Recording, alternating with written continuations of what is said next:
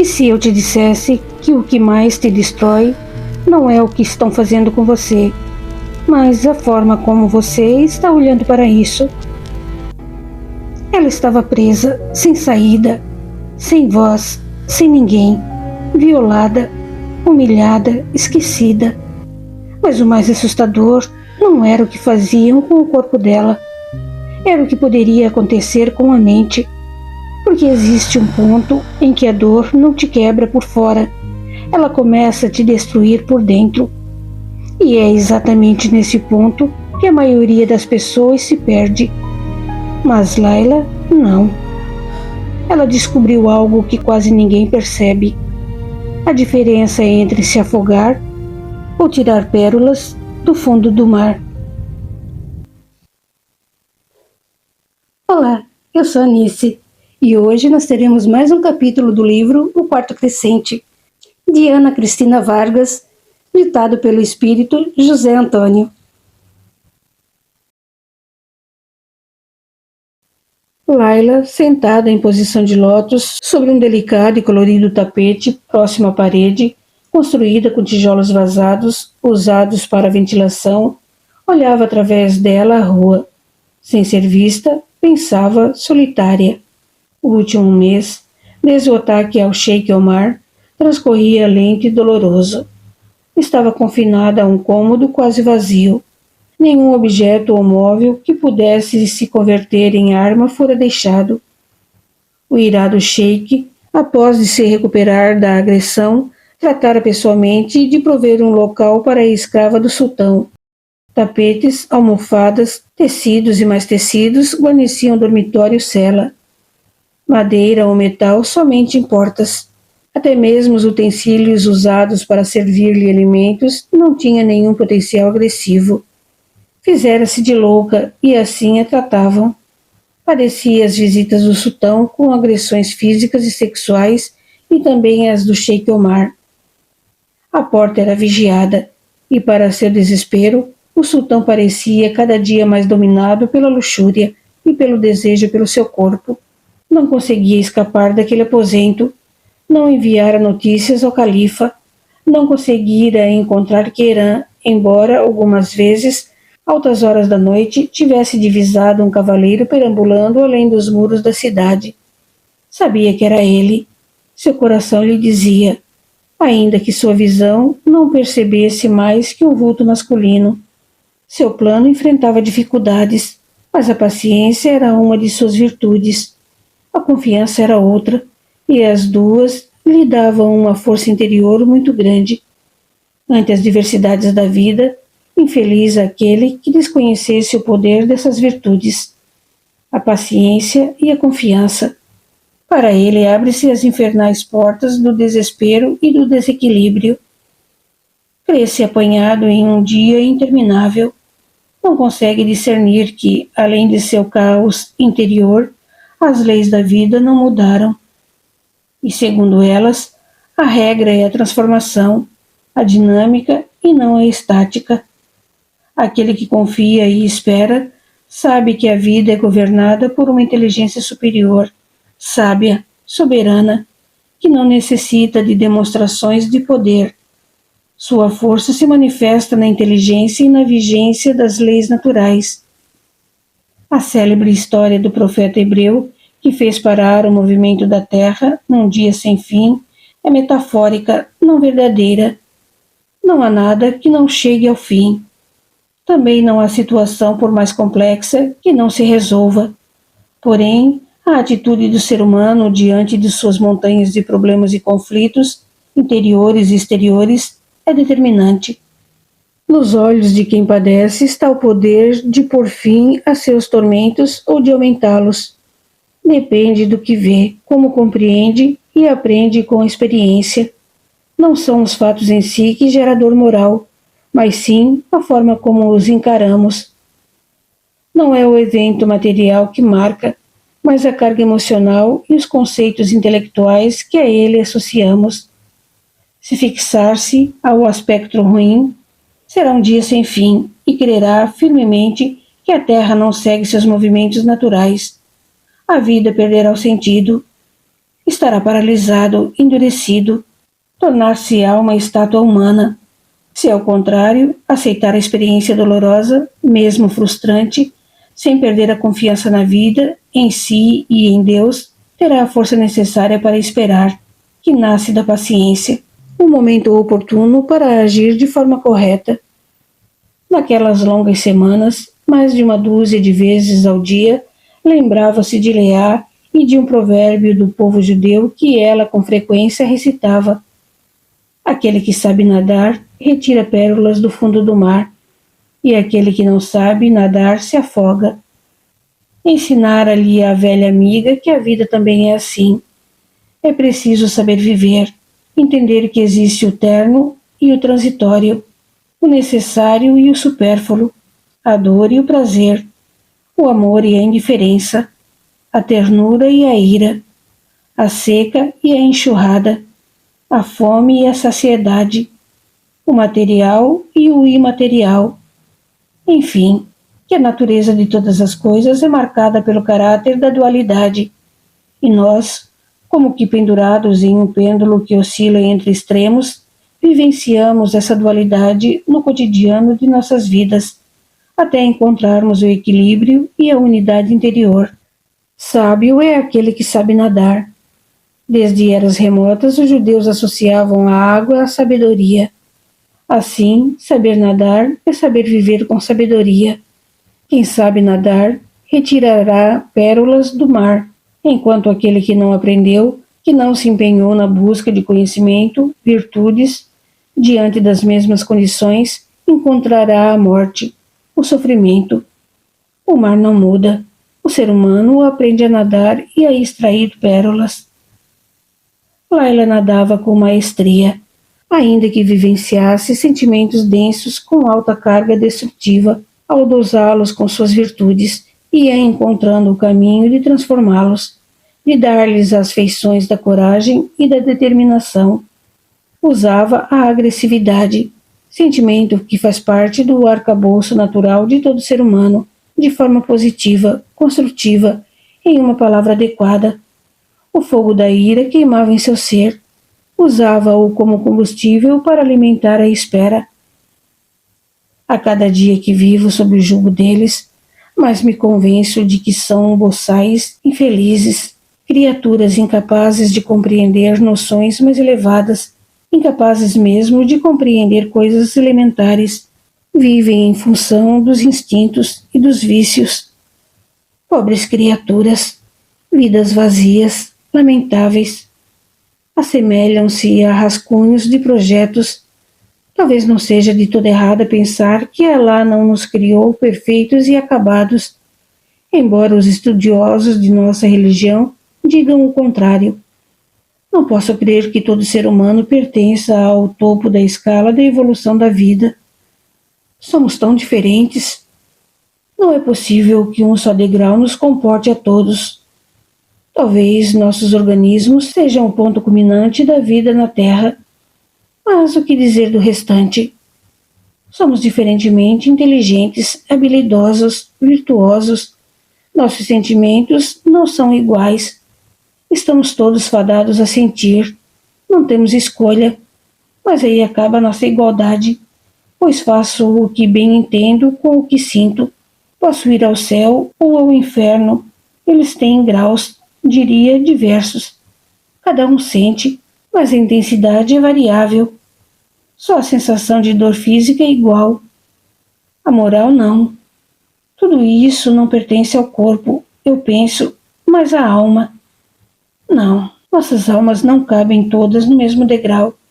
Seria injusto, e Alá é a justiça e a misericórdia. Não me atrevo sequer a pensar nele e não reconhecer que é justo. Talvez também elas, nossas almas, se assemelhem como nossos corpos em estrutura, mas algo as diferencia. Não sei exatamente o que faz isso. Pode ser educação, instrução, a maneira como formos amados ou não por nossa família, por alguém, não sei. Mas vejo que somos almas diferentes. Não posso odiá-los. Agora vejo que é o mesmo que odiar uma mula. Odiá-los não me levará a nada. Apenas eu ficarei mal. Somos diferentes, eu entendi. Não posso esperar deles o que eu faria. Tampouco posso querer que entendam o que fizeram comigo. Não há nenhuma possibilidade dessa compreensão se fazer na mente deles. Não foram acostumados, como eu, ao estudo, ao conhecimento, à disciplina e ao amor. Não têm capacidade de entender o que destruíram e o que pretendem destruir ao atentar contra os muçulmanos de Al-Andalus. São rudes, apesar do luxo e da religião, foram acostumados à ignorância e a serem intolerantes com o pensamento alheio. Não sabem o que é respeito e, com certeza, os próprios conceitos religiosos neles são distorcidos. As pessoas gostam daquilo a que estão acostumadas, ou acabam gostando daquilo com que se acostumam. É um fato. Somos criaturas adaptáveis.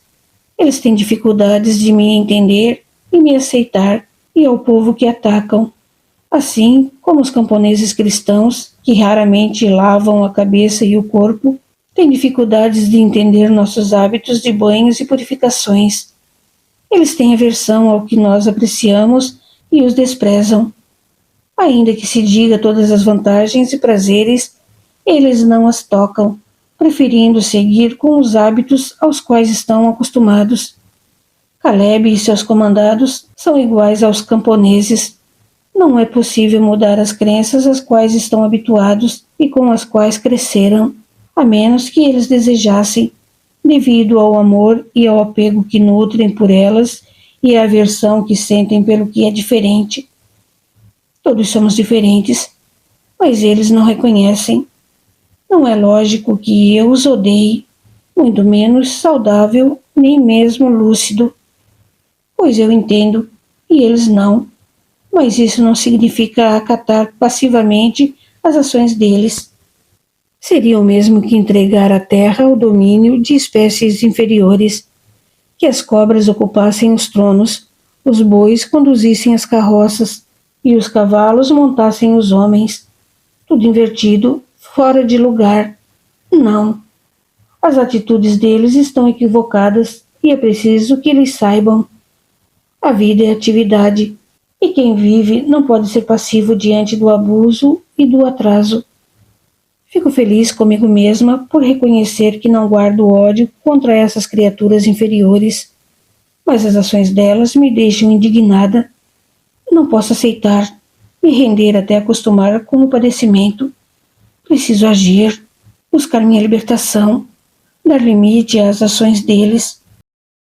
Todos têm lugar no mundo. Eu encontrarei o meu. Foram dias de padecimento, orações e reflexões. A jovem que fora lançada no cárcere privado não seria a mesma ao sair dele. Laila adquirira uma maturidade muito precoce para sua idade.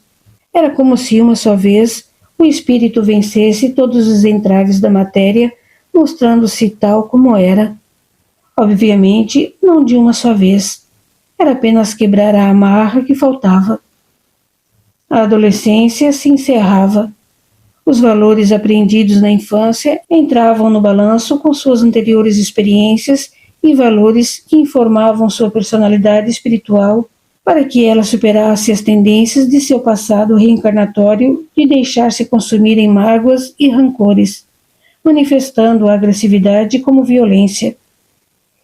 Ela trazia uma bagagem de conhecimentos, experiências e aprendizados que a diferenciava, sem dúvida alguma, das demais mulheres.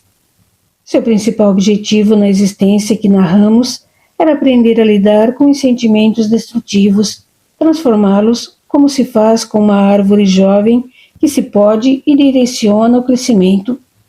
Laila se encontrava na matéria para tornar-se senhora das forças que possuía e dar-lhes boa condução.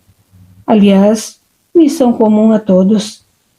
Assumira uma encarnação arriscada, na qual confrontos violentos seriam frequentes, e como sempre, eles têm como vítima grande número de mulheres que enfrentam toda sorte de violência que o planeta oferece, moral, verbal, psicológica, sexual e física que vai desde agressões leves até o homicídio.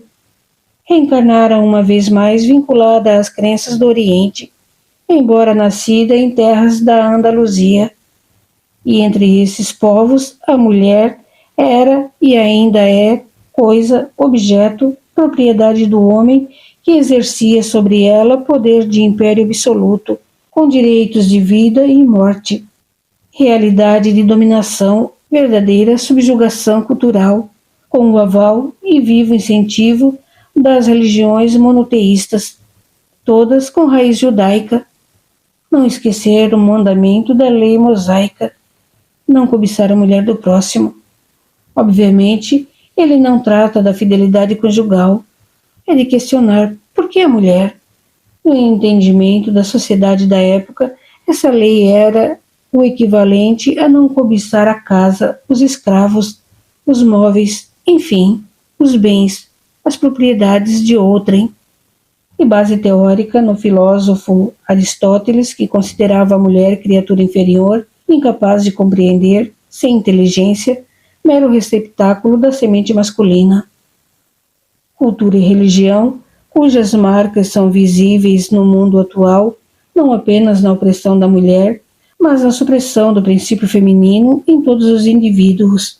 Num contexto assim, o preconceito grasa e floresce, tanto que seu odor desagradável recende em muitas mentes que carregam essas vivências e esses conhecimentos sem questionar de onde, quando, como vêm e muito menos a validade deles.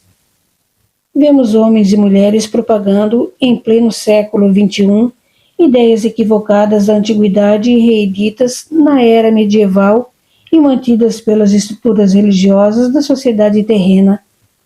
É tempo de redescobrir o feminino.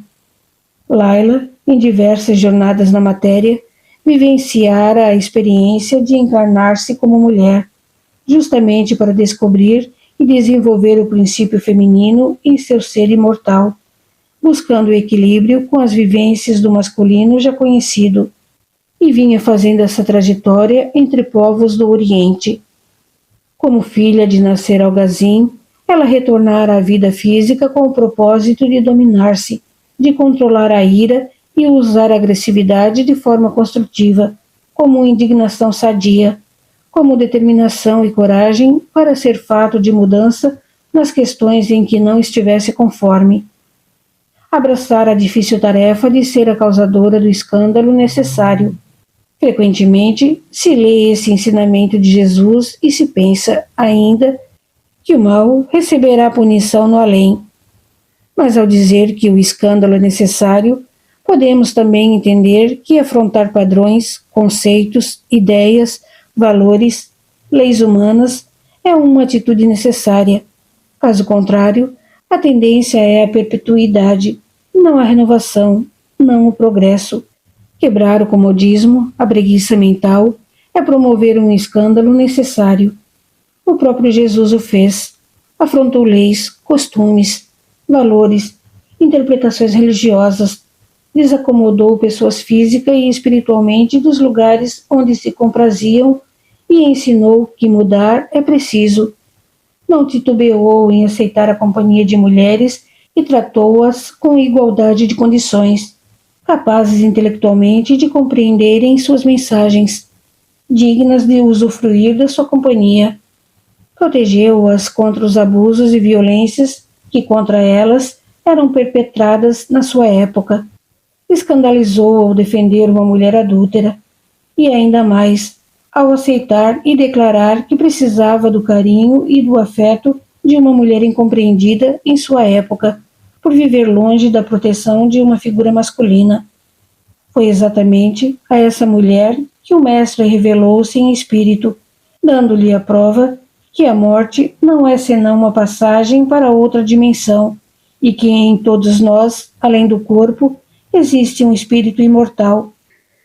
Na célebre passagem bíblica do Não me toque, não só a imortalidade da alma se patenteia, mas também o fenômeno da comunicabilidade entre os ditos vivos e os mortos, aliás, frequente no Antigo Testamento e em diversos livros da Antiguidade e de todos os tempos. Esse fato se repete, porém, em nenhum com a significação de romper idades. Não foi o nascimento de Cristo que, de fato, dividiu a história humana universal, mas sua manifestação às faculdades transcendentes de Maria Madalena. Esse momento da história da humanidade, em especial, é importante. Ele funda, por assim dizer, o alicerce, a base do que hoje se conhece por cristianismo. Todos que o seguiram e o seguem o fazem seduzidos pela certeza da sobrevivência da alma após a morte, de sua possibilidade de manifestar-se e da lei do amor, justiça e caridade exemplificada e ensinada. Sem que o Mestre retornasse em espírito e se manifestasse as faculdades de Maria Madalena, nós não o conheceríamos. Sua história teria se apagado. Foi essa mulher que ousou continuar o escândalo de propagar os ensinamentos de Jesus, afrontar uma sociedade que já colocara um preço a ser pago por aqueles que davam origem ao escândalo, a própria morte. Foi ela quem reuniu os apóstolos fugitivos, temerosos de represálias. Foi ela quem também os afrontou, trazendo a boa nova de que o Mestre vivia após a crucificação. O preço da ousadia foi alto, um banimento absoluto, que perdura aos dias atuais, uma crucificação moral, uma invisibilidade histórica representativa de quem, como mulher, fez-se porta-voz de um escândalo necessário. Bem se vê que o preço por afrontar, por ousar, é pago no ato. Não é a justiça divina quem cobra a conta, ela é quem o promove quando necessário, a fim de que a lei do progresso se cumpra. Os antigos gregos cultuavam Temis como a deusa da justiça, e Nêmesis era a divindade que promovia a realização dos atos de justiça entre os homens. Ela se servia do expediente de promover o escândalo, e mesmo guerras, para que os homens progredissem. Laila estava mergulhada em uma encarnação como mensageira de Nêmesis. Ela vinha dar causa ao escândalo necessário e aprender a arte de tornar-se senhora de si, de equilibrar feminino e masculino em uma conduta humana. Desavença e discórdia são dardos jogados pela lei do progresso. Sem eles, o crescimento seria ainda mais lento. Além do que eles são naturais, uma vez que nem todos compreendemos a vida da mesma forma. Nessa refrega, o carvão vira diamante. Uma lufada de ar frio, seguida do som de passos apressados, a fez voltar-se em direção à porta, e com extremo esforço, conteve um grito de alegria ao avistar Karim invadindo seu aposento-cela, ansioso e abraçando-o a sôfrego. Lágrimas corriam pelas faces dos irmãos.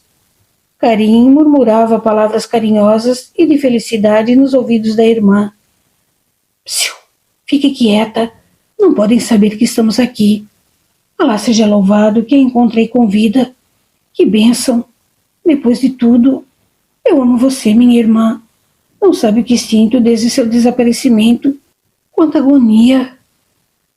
Eu sei, sussurrou Laila, afastando-se e acariciando o rosto de Karim enternecida, feliz. Também pensei que estivesse morto. Disseram-me que ninguém havia sobrevivido. Alá seja louvado por tê-lo poupado, meu querido. Lançando um olhar sobre o ombro de Karim, reconheceu Kieran em veste de camponês, encostado à porta fechada, observando atento o reencontro dos gêmeos. Laila tornou a abraçar Karim. Aquele momento era a recompensa de todos os seus sofrimentos. Morreria satisfeita, sabendo que seu irmão estava salvo. Foi justo esse pensamento que a fez despertar para o perigo a que se expunham. Tornou a afastar-se do irmão e, com fingida calma, aproximou-se de Kieran. Estendeu-lhe as mãos, um cumprimento comedido, embora seus olhos brilhassem, revelando desejos muito diferentes e sentimentos mais fortes. Entendendo que ela pretendia preservá-lo, nada revelando ao irmão do envolvimento que havia entre eles, pois, segundo a lei, ambos seriam condenados à morte pelo simples fato de pertencerem a religião diferentes. Kieran, igualmente, conteve o ímpeto de abraçá-la, de beijar-lhe os lábios e a ânsia de levá-la daquele lugar para bem longe. Nas muitas noites insones do último mês, ganhara consciência de que a amava e também que esse amor era marcado por muitas muralhas. Em devaneios, imaginava-se fugindo com ela para a Sicília, onde tinha contatos, ou para algum outro lugar ainda mais distante. Porém, sabia que não era tão simples. Como você está? Perguntou ele com a voz traindo as emoções que o dominavam. Não sabe como estou aflito com essa aventura. Eu estou bem, tranquilize seu coração, respondeu Laila encarando-o. Não posso, ainda mais vendo essas marcas no seu rosto. Laila escondeu com uma das mãos a face ferida pelas agressões e murmurou serenamente. Não veja, não olhe. Contemple meus olhos. Minha alma se mostra através deles e não tem essas marcas. Kieran sacudiu a cabeça, forçando-se a demonstrar uma conformidade que não sentia e uma vez mais admirando a força interior da mulher à sua frente. Será que nada a abate? Não o que você imagina. Lembrando a presença do irmão, que testemunhava a cena, pouco entendendo do que diziam, mas atento, voltou-se, descobrindo a face e estendendo a outra mão. Diga-me, como entraram aqui? Como me descobriram? Por que estão aqui? Temos que ser breves, advertiu Kieran ao sinalizar para que Karin respondesse aos questionamentos de Laila. Ouça, despistamos os guardas, por isso não temos muito tempo. E resumiu o que havia enfrentado e como a localizaram com relativa facilidade, pois a paixão do sultão pela escrava andaluza era assunto que corria de boca em boca entre os soldados que guarneciam a cidade invadida. Cada lance da história parecia ser vivido por todo o exército, embora se notasse muitos revoltados com o atraso nos planos. Kieran abriu a porta assim que Karin falou dos propósitos do califa e recebeu de Laila a confirmação de que precisava, mas não entendia de tudo. Partes do plano somente ela e Jamal al-Hussein conheciam. Vamos, disse Kieran, dirigindo-se a Karin. Vá na frente. Você conhece o prédio. Karin abraçou Laila e, olhando-a no fundo dos olhos, perguntou.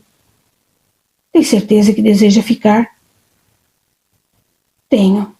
Preciso ficar. Depois você entenderá. Vá.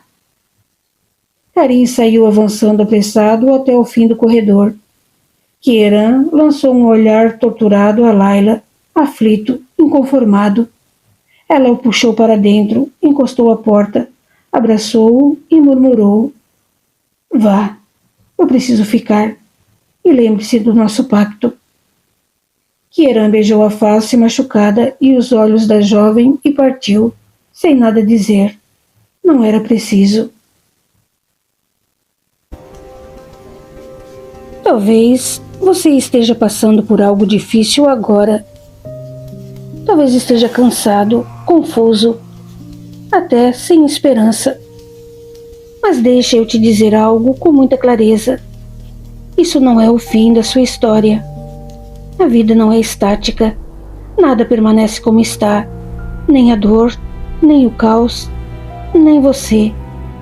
A única pergunta que fica é: você vai se afogar nisso ou vai aprender a nadar? Porque o mar vai continuar sendo o mesmo. E se essa mensagem tocou você de alguma forma, comenta aqui embaixo. Eu escolho aprender. Porque reconhecer isso já é o primeiro passo para sair do fundo. Até o próximo vídeo.